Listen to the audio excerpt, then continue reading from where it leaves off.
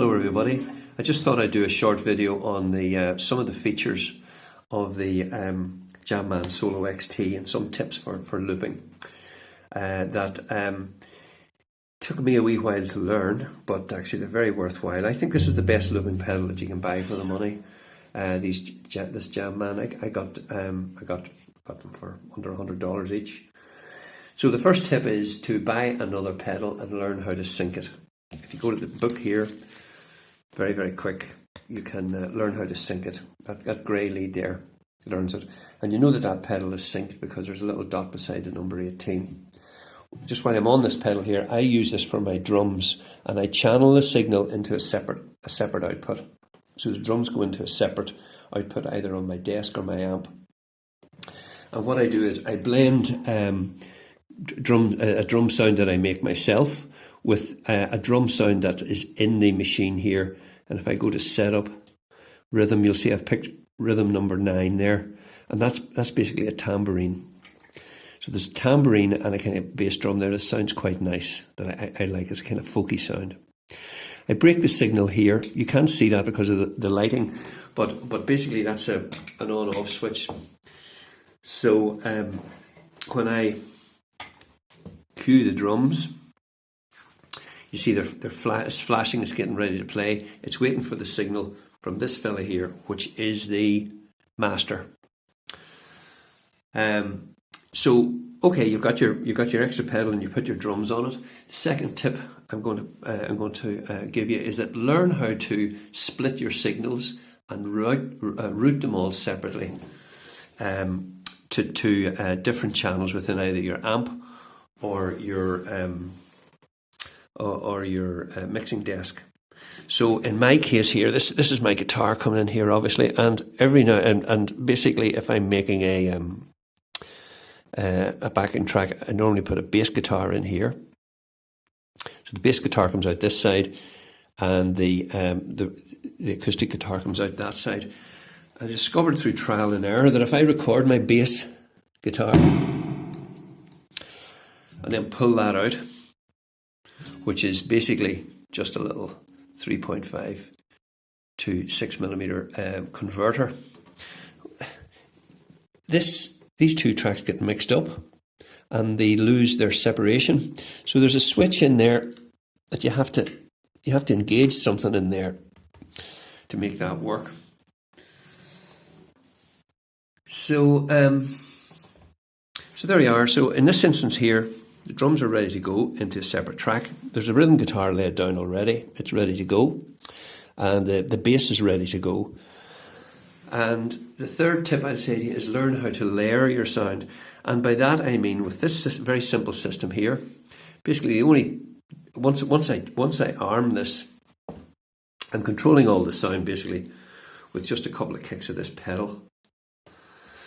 And I think it's nice to layer a sound rather than have everything coming on at 90 miles an hour or with a drum roll or whatever. It's just a personal preference, but I think for more mellow music, you generally have somebody singing first and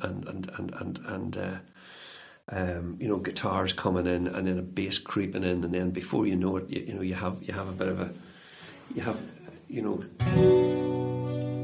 quite a kind of landscape of sound. But if it all comes on very, very early, I find that just not great. My own personal taste. So what I'm going to do is I'm just going to show you how I layer a sound. So when I kick this pedal here, this is going to play the bass and the rhythm guitar that I put down, and I'm holding back the drums. You can't see it here, but I've got this turned off. So when I kick the pedal, this is going to go solid, and then I'm going to be playing some kind of lead guitar frills over it, and you'll see what happens there. So it's basically the rhythm and the bass, and then a bit of lead.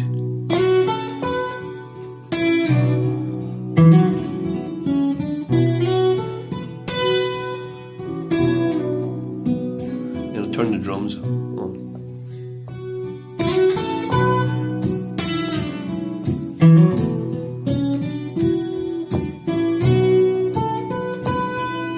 then move up into maybe a verse.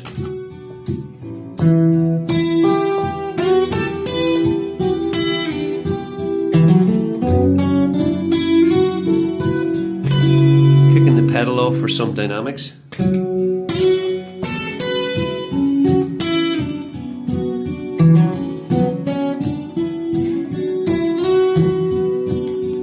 Then go into an outro.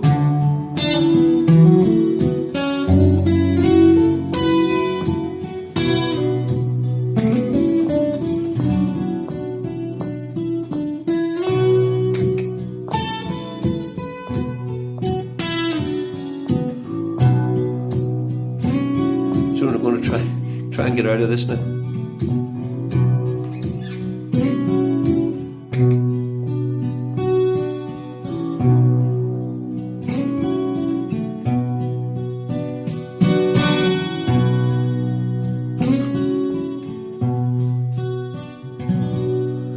So that's the way it works.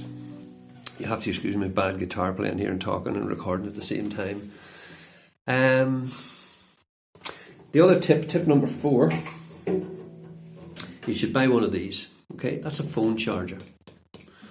Phone charger, and you'll get a lead that, in this case here, it says bird cord USB to 9 volt.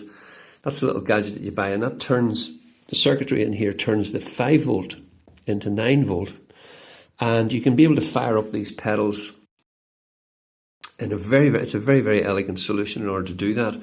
So you can be quite flexible. You could probably even use this as a busking setup if you had some way of doing it. And I hear a lot of people on the internet complaining that this can't take a battery, but with these systems here, it's just so easy to do. So that's not a problem. The other tip, and the last tip that I want to talk about, is that there's a feature of these pedals, and it's on page 25 that I've recently come on, and it's called time stretching a phrase. See here, time stretching a phrase. You can learn all about how to do it here. But the beauty about this is that, do you see the way I have that track, this drum track here? And it's actually, if I go in here, it'll tell me that that's playing it plays at tempo 84 or tempo 84 or beats per minute 84. Well, if you time stretch that, you can actually have I can have that at 80, 84, 96. So in other words, and upwards. So in other words, you can actually come up with a very, very nice maybe a sound that you really like, and you might say, well, I will. So that'll do for everything, and you can use something like this, something like this to get the sound into it, or your Beat Buddy or whatever.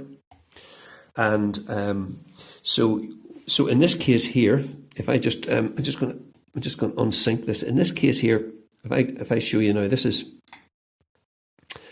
sorry, no, here. That's that very simple. Okay. But what I've done on this one here is I've actually time shifted that. So the tempo is now 80. So it goes.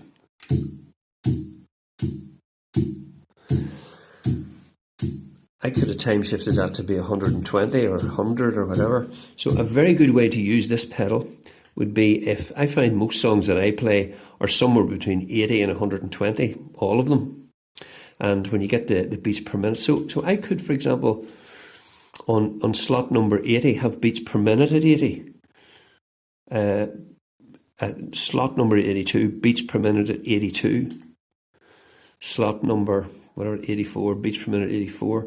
And you can actually just do that by getting a really nice sound initially. First of all, maybe, in my case, I slap the guitar in, but you could use a drum machine or something like this, or a Beat Buddy, to put the things in here, and then everything's talking to one another, and it's very, very easy then for you just to pick up a rhythm.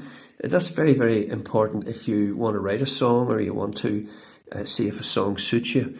You don't want to be digging into programs and layers of programs you know, in a drum machine. So by the time you find out what you're looking for, whatever idea you have is more or less naturally gone out of your head. So just to recap, 5 tips. Buy another pedal and learn how to sync it. Tip number 2, split your signals and route them all separately.